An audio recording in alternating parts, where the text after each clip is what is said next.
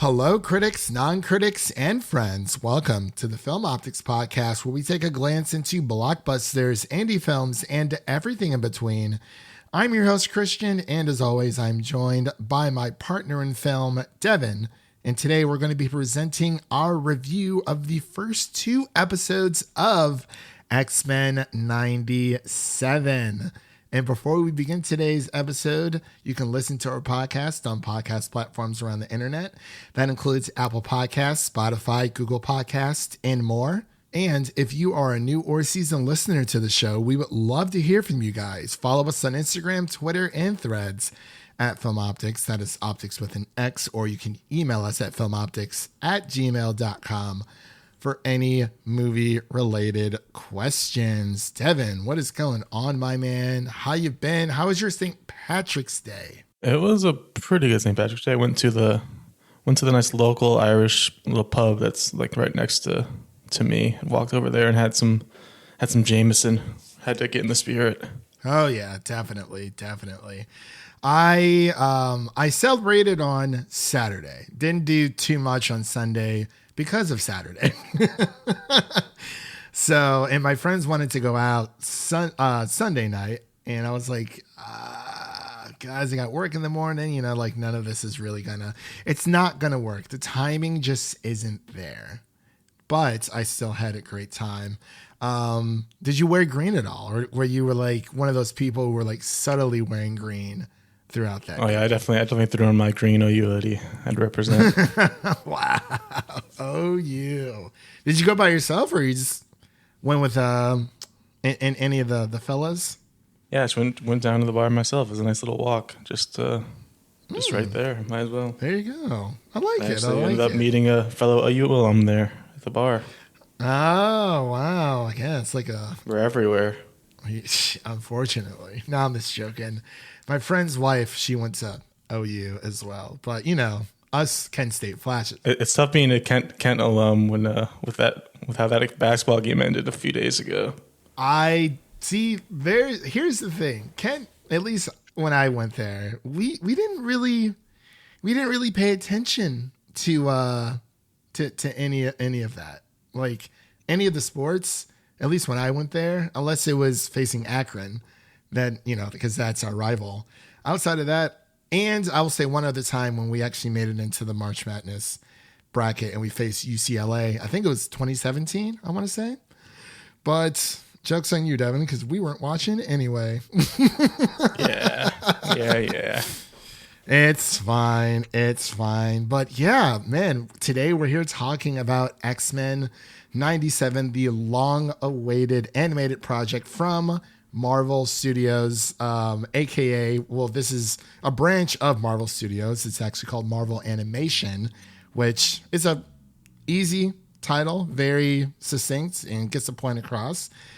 And yeah, we're going to be talking about the first two episodes that are now streaming on Disney Plus. And for those who do not know, this is a continuation of the 90s X-Men show, which Devin and I have both been binging because we've never seen it in its entirety. And I'm sad to say I was not able to complete my binge before the start of Mission X-Men failed. 97. Mission failed.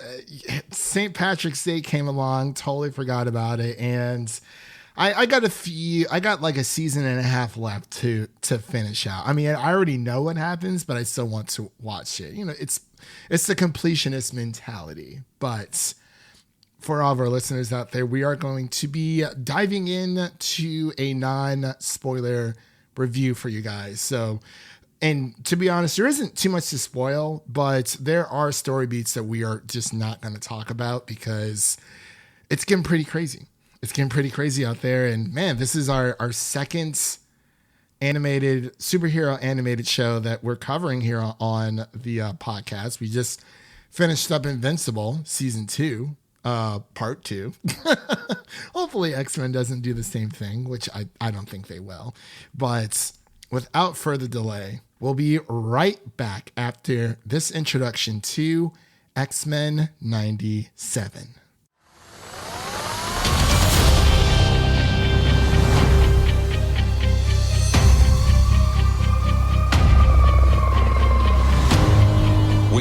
to stay vigilant.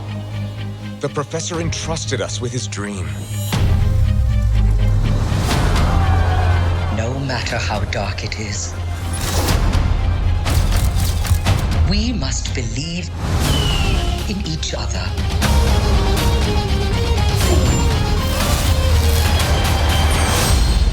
We get this done by working together as a team. Jeez, bub. Keep buzzing in my ear.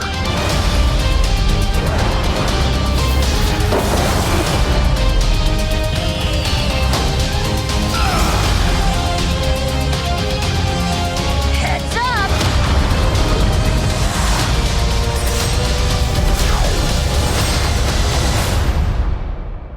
To me, my X-Men.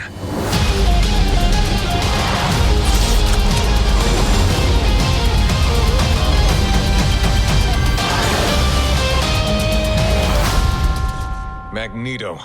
The last will and testament of Charles Xavier. Everything he built now belongs to me. And we are back with our X-Men 97 spoiler-free review. This show has been long. It's been a long time. It's been a long time since we've heard too much about this. We saw the announcement a few years back, and between this and Spider-Man freshman year, but it's the X-Men, and people have been craving for X-Men content for a very long time from Marvel Studios, and now we finally have it in its original and, dare I say, superior format, animation.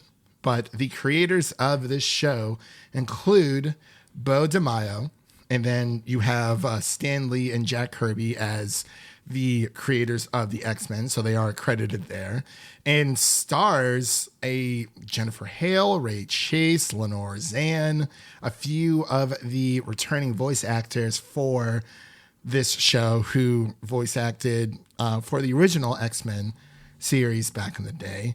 And it's amazing. I'm blown away. But before I get ahead of myself, I'm going to pass it over to Devin so he can give his initial reactions to the first two episodes of X-Men 97. Going into this one, let me just lay out how perfectly I planned this event, because I watched the final episode of the original series last night. Graduation day, watched it last night in preparation for today, and I was able to get through that, and I understand now why people were longing so much for a continuation of this series, because of what they left off on. There's just so much openness to the ending of that, and while there is some closure, there's just so much more that you can feed off of that, and to have the show come back. And then I watched it this morning, just like a Saturday morning, watched the first two episodes. It just felt right. And I got to say, just like the rest of the internet, from what I've seen, I'm kind of blown away here, because it's a perfect continuation of the original series, while also updating, obviously, the visuals. It's definitely an adjustment period. I didn't know we mentioned that before, but the original series, it's a little rough on the eyes. Like, you really gotta be into it, because it's the 90s. Like, it's what you expect from that quality and what we had to work with back then. But they definitely give it a facelift here. I think it looks a lot better. It kind of reminds me of like Hi-Fi Rush, like the cutscenes from that game. That's like the style it reminds me of, and I think it really works. That's kind of the best comparison I had when I was watching it. I agree with you 100%. Yeah, because the animation style, it is more of like the thicker lines. And not only does it remind me of the Hi-Fi Rush animation, for those people who don't know this, it's a video game. You can play it on PC, Xbox, and soon to be PlayStation. I think it was as of today or yesterday. Yeah, but not Nintendo Switch, which is really odd. Yeah, that was a weird one. Very, very weird. I was like, wow, they just flew over like the best-selling console of this generation. Anyway, to get back on track, when it comes to the show, the animation style, I loved it, because not only does it remind me of Hi-Fi Rush, but it also reminds me of so I'm not sure if you've seen the Tomorrowverse DC animated movies that are currently going on. Currently, they're in the middle of Crisis on Infinite Earths. It's a 3-part event, And there's been multiple other DC shows, or not shows, excuse me, films before that kind of creates its own like mini universe for this story. And the fans are dubbing it the Tomorrowverse. So the animation style there is very similar when it comes to X-Men 97 with the very bold lines. It's kind of tough sometimes when you're talking about 2D animation because you have to make sure that these characters look alive during conversations. Obviously, action scenes, that's easily done. But since, like Devin said, the original show, it is rough on the ice. I'm not going to lie. It definitely is. But, you know, we're kind of used to that because we were 90s kids, in a sense, more so 90s babies. But we still had a few of those animation styles, especially with like Pokemon 2000. Yeah, Pokemon 2000, Pokemon the first movie, Batman the animated series, so on and so forth.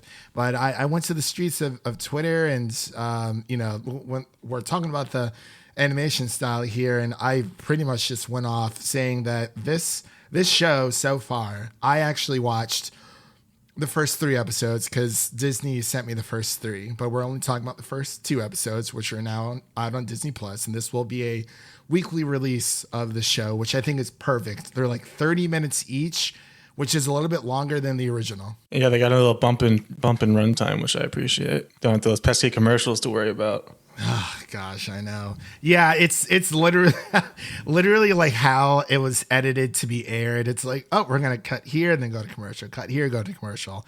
But I digress. I tweeted saying that X-Men 97 offers a seamless continuation of the original series.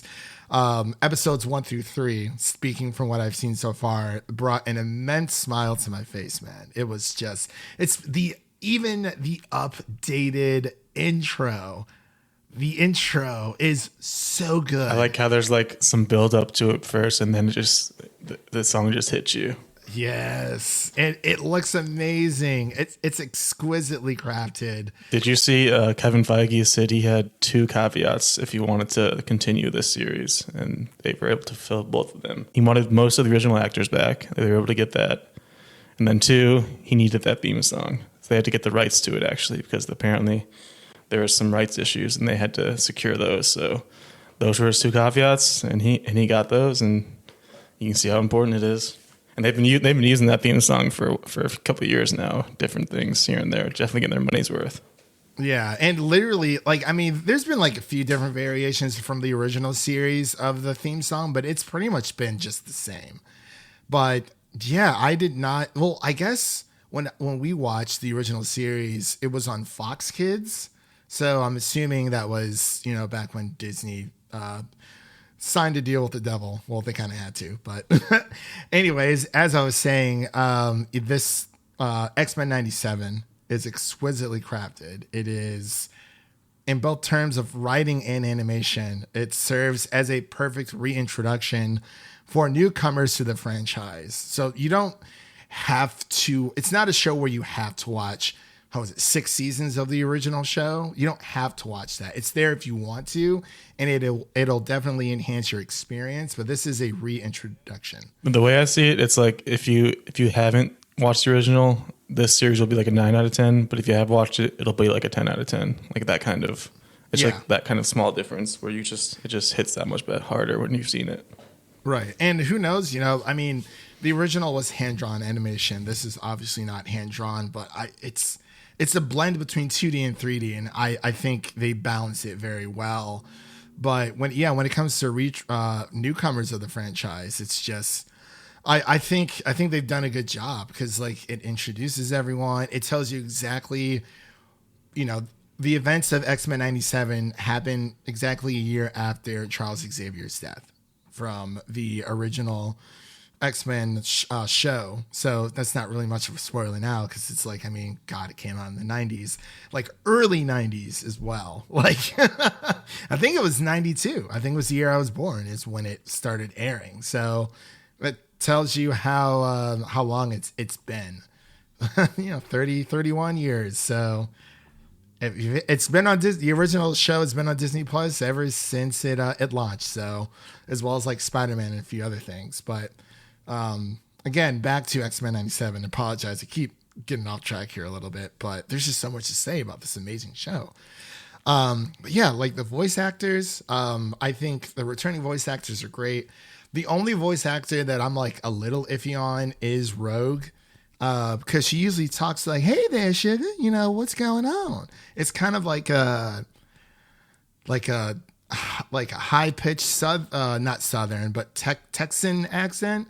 But she sounds, at least to me, just a little groggy. Rogue was actually one of the ones that got the same voice actor. Yeah, Rogue is. So is Wolverine, Storm.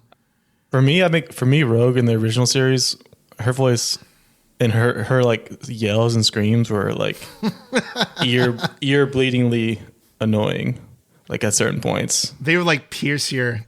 Yeah, it was rough. So I think they probably told her to tame it down a little bit here.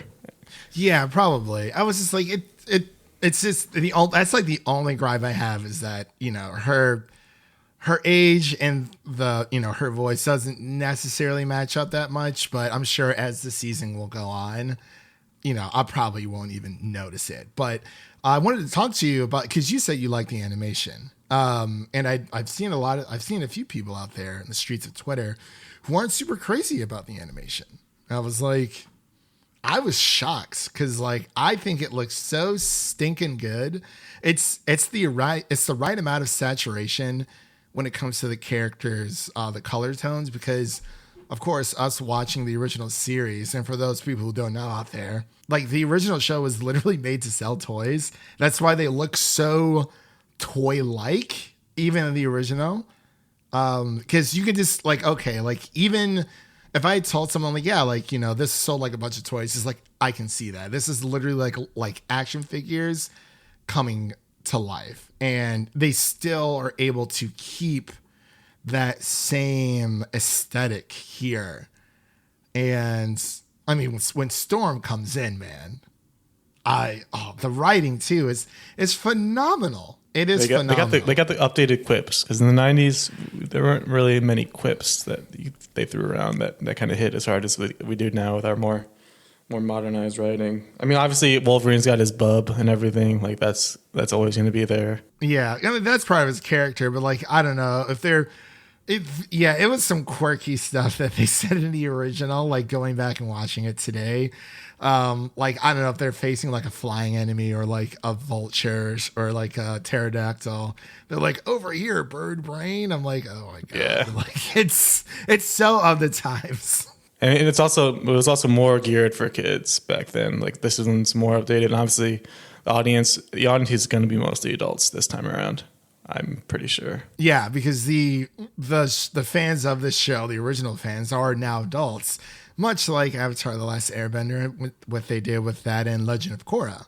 So I thought it's so stinking good. But I apologize, I'm hogging the mic here. Is there anything you wanted to bring up that we have not had a chance to talk about within these first two episodes, especially Magneto coming into the fray, leading the X-Men? I think Magneto looks as good as ever. I mean, he's obviously got a big cult following with just the way he looks. He's definitely got that appeal for the female audience. I think he's a big fan of they're a big fan of his, and obviously they kind of pump that up here in this one as well. Just his muscles and everything.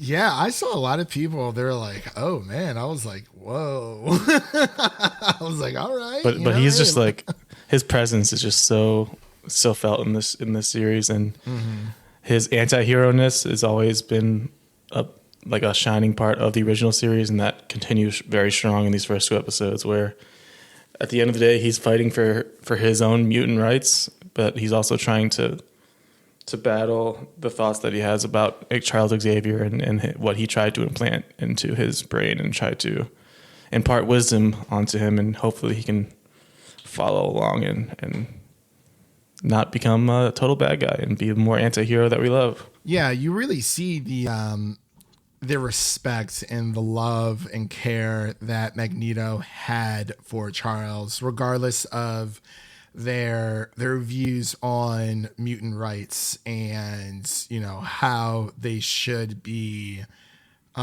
tackling this issue of humans, you know, this discrimination that the mutants are facing. But you see, especially in episode 2, you know, episode 1 is more of like a great introduction with fantastic action, but some great episode fight, 2, yeah, some great fight scenes in episode 1.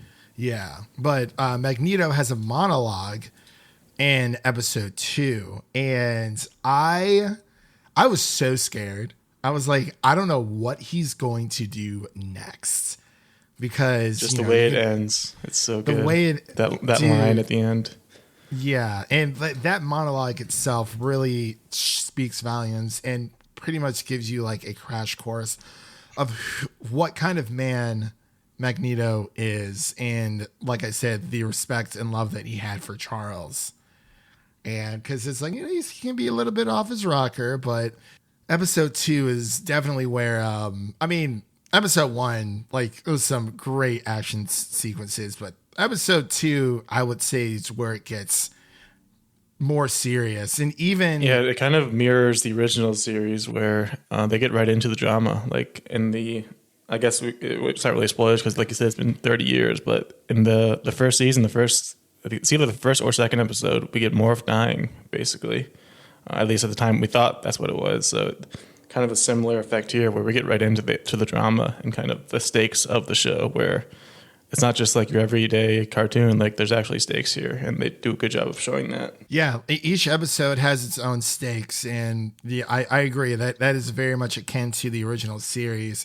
Because even like the first episode, where it's just like, you know, the first episode of X-Men ever, you're introduced to Jubilee. Like she is the character that you follow, that, you know, gets introduced to the X-Men with you, and it's a breath of fresh air, where it's in, you know, I know you haven't seen episode 3 yet, but I'll just touch quickly on it. Like things just escalate. Like there is no like, oh, we have to build up here for this to make sense later down the line. Like this is a very serialized show, and a lot of TV shows nowadays just aren't. But even with the original, there is like this formula to it, where, you know, they make callbacks to previous episodes, and, you know, just the storylines following through, like everything that happened with Morph, especially with Cyclops and Jean Grey with Mr. Sinister in the original. What do you think about Morph's new look? I know that has been a big controversial part of the new series. Everyone's freaking out about that. And just them being a they now. I guess that's also where the drama is. It makes sense. I don't know.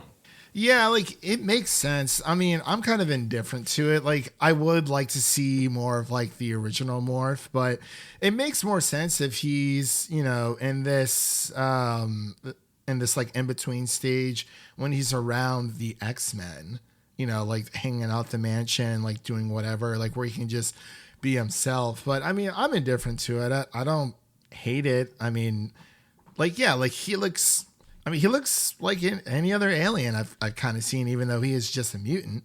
Yeah, he's kind of like the alien from Invincible season 2, the one that tried to blend in, and everyone knew who he was immediately. Similar powers too. Yeah, similar powers. I mean, he has similar powers to Mystique as well. So I think for me, the appearance I want to talk about more is Jean Grey and her shocking resemblance to Lois Griffin. That I cannot be the only one that noticed that.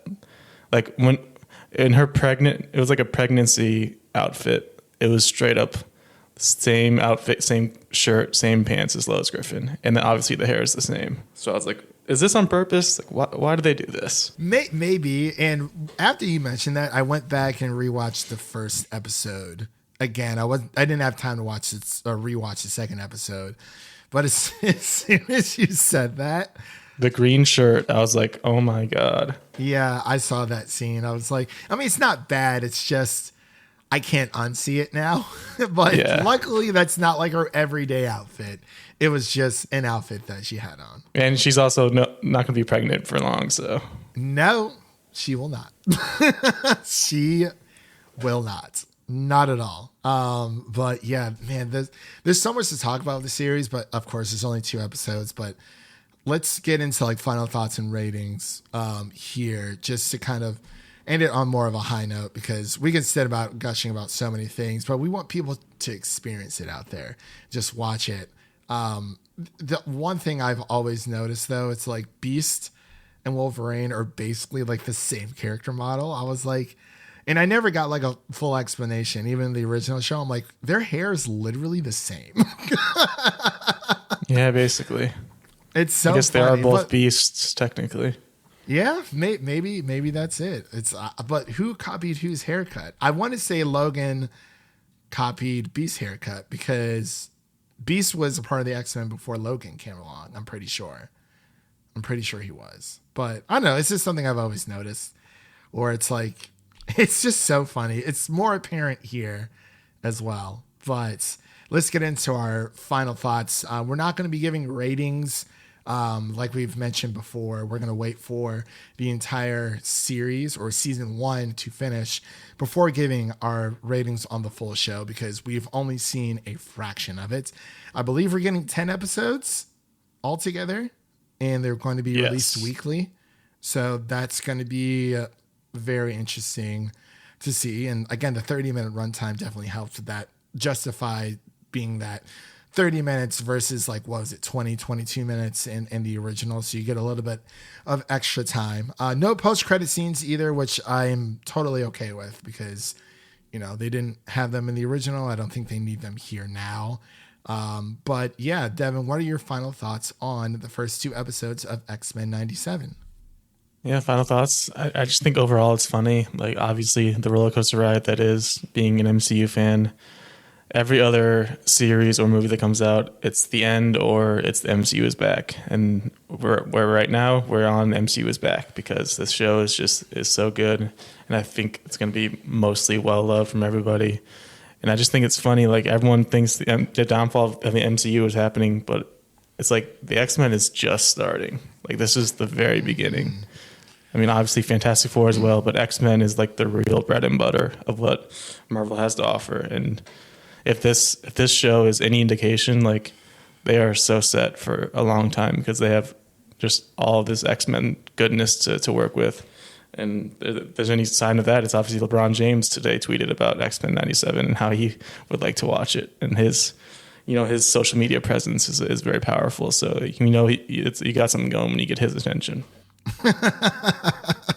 Devin is the biggest LeBron stan out there. But it's funny though. It's like you look at the replies and just everyone's in there replying, like trying to get a piece of the attention. And I think Disney Plus also put a reply in there that was pretty funny, using the basketball scene. Oh yeah, that's right. Yeah. They play a lot of basketball in these, in at least in the first episode altogether. But I agree. You know, this is just. It's only the beginning. Like, you know, everyone talks about superhero fatigue, and it's like, again, no one says anything when we get something good. And I don't think it's superhero fatigue. I think it's bad movie or bad film fatigue or mediocre film fatigue, because newsflash, you know, there's a lot of other movies out there that are not that great that aren't superhero movies. So I don't know why superheroes are always getting the flack for it, but I gotta agree. I think Marvel is just getting started. You know, like not everything that they release is going to be cream of the crop, but X-Men 97 seems to be cream of the crop for sure. And like you said, you know, they're just getting started with the X-Men and with Fantastic Four, because and Deadpool even, because they recently acquired those rights back, and like it's the X-Men. Like, I mean, I love Fantastic Four, don't get me wrong, but like I've always been more of an X-Men guy than a Fantastic Four person, but I still love the Fantastic Four. It's just if you're talking which superhero team do I prefer, it's the X-Men. It's always been the X-Men. Like I absolutely love these characters, you know, what it stands for, and it is a great series. I think people should watch the original if they have the time. But if not, just watch X-Men 97 and get around to the original series when you can, because it is a hell of a good time. and I'm happy that it's finally here, and I can't wait for people to watch episode 3. So with all that said, that does conclude today's episode. If you enjoyed what you heard, make sure to subscribe to our podcast on your preferred podcast platform of choice, and make sure to follow us on Twitter, Instagram, and Threads at Film Optix. That is Optix with an X. And don't forget to share an episode of our podcast with a fellow movie lover, whether that be your mother, your brother, or your significant other. Spread the love for the Film Optix podcast with a movie lover in need. And now let's take a glimpse of what's coming up next on the show. So for future episodes, I believe we're going to be covering Ghostbusters Frozen Empire alongside Immaculate. We got our first real horror movie of this year, not Night Swim, Devin. Definitely not. Not Night Swim, but yeah, we're getting our first real horror film, Immaculate. I believe we are going to be covering that. That stars Sydney Sweeney. Very, very excited for that. And my gosh, we have Godzilla X Kong coming out next week. We're going to be covering Shogun once that series is finished up, which reminds me I have to catch up on the last 2 episodes because, again, this past weekend kind of just got away from me. And yeah, there's a lot of upcoming releases that we're going to be covering here on the show. And honestly, it's not going to stop from here because I think it's June or July. We have like 4 shows that we're going to be watching. I don't know if we're going to cover June's all the crazy one. June is going to be crazy. We got, what is it? The Bear, House of the Dragon, The Boys Season 4. And Acolyte. And Star Wars Acolyte. That's going to be crazy. TV is back, baby! I'm so excited. But for new review releases that you can listen to right now on the podcast, you can listen to our Invincible Season 2 spoiler-free review. That is Part 2, Season 2. So that's episodes 5 through 8. You can also check out our Shogun review, episodes 1 through 2. Those are spoiler-free as well. And can't forget about the big boy in the room, Dune Part 2. We have 2 episodes for you guys. We have our spoiler-free review of Dune Part 2 that you can listen to, and you can listen to our spoiler review that Amanda and I tackled for this. And I also have a 4K Blu-ray review roundup coming out within the next week. I just got to figure out how to get some time in to record for that. So I'm going to be covering Wonka, Aquaman 2, The Color Purple, and the Hunger Games prequel all in one Blu-ray review roundup episode coming out soon, probably next week. I'll give me a little bit more time to prepare for that one. And with all that said, thank you all for listening. If you enjoy the show, please take a moment to leave us a 5-star rating on Apple Podcasts and Spotify, and stay connected with us by following us on Twitter, Instagram, Threads, all that social media garbage for the latest updates. That was Christian, and I'm Devin, signing off. And remember, life is like a movie, so go out there and make it a blockbuster. Peace.